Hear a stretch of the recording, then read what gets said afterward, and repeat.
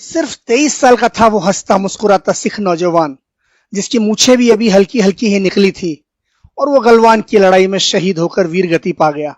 लेकिन जाने से पहले उसने वो वीरता दिखाई जिसने न सिर्फ उसकी रेजिमेंट का, न सिर्फ भारत की फौज का, न सिर्फ सिख समुदाय का, बल्कि भारत भूमि का नाम बहुत ऊंचा कर दिया। वो था गुरतेज सिंह, जिसने गलवान की लड़ाई में एक नहीं, दो नहीं, बल्कि पूरे 1 दर्जन चीनियों को मौत के घाट उतारा। वो भी तब जब 4-4 चीनी सैनिकों ने उसे पकड़ा हुआ था।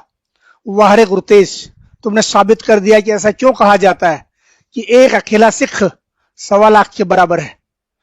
आज जब मैं शहीद गुरतेज सिंह की बहादुरी और शहादत की बात याद कर रहा हूं, तो मेरी आंखों में गर्व के आंसू हैं। शहीद का वीडियो है दोस्तों, पूरा देखना और अपनी आंखों में बसा लेना।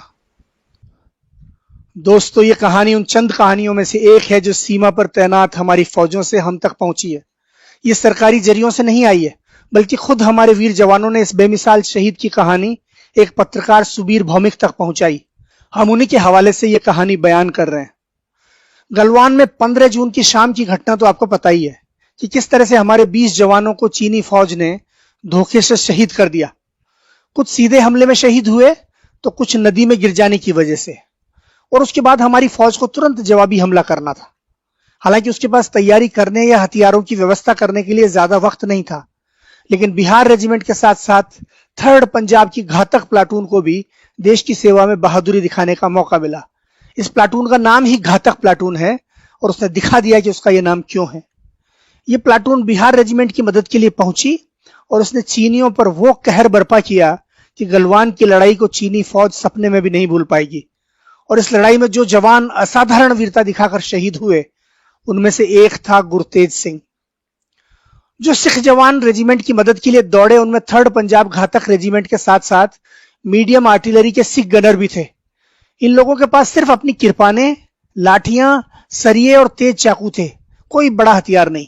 लेकिन वे वीरता के जोश में इतने मदहोश थे कि उन्हें छोटे या बड़े हथियार की कोई परवाह नहीं थी। सब के सब बोले सो निहाल, सत श्री अकाल का नारा लगाते हुए चीनियों पर टूट पड़े। एक तरफ उनकी दहाड़ और दूसरी तरफ उनकी वीरता देखते ही बनती थी। गुरतेज के साथी जवान बताते हैं कि 4 चीनी सैनिकों ने गुरतेज पर हमला किया। उन्होंने उसे चारों तरफ से घेर लिया और उसे मारने बढ़े ही थे कि इस वीर ने बोले सो निहाल का गगन भेदी नारा लगाया, और उनमें से 2 को बुरी तरह झटक कर उनकी पकड़ से बाहर निकल गया। और इसके बाद उसने जो किया वो गुरु के आशीर्वाद वाला कोई खालसा ही कर सकता है। गुरतेज ने चारों पर हमला किया और 2-2 को घसीटकर पहाड़ी के मुहाने पर ले आया और नीचे ढकेल दिया। चारों के चारों मारे गए।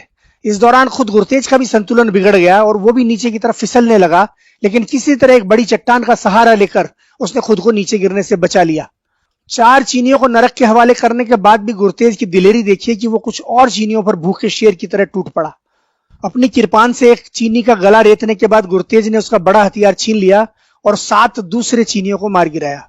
इसी दौरान एक चीनी ने उसकी पीठ में तलवार घोंप दी। भारत मां के उस महान सपूत की वीरता को प्रणाम कीजिए कि वो पीछे की तरफ मुड़ा और अपने हमलावर को भी किरपान से मार गिराया।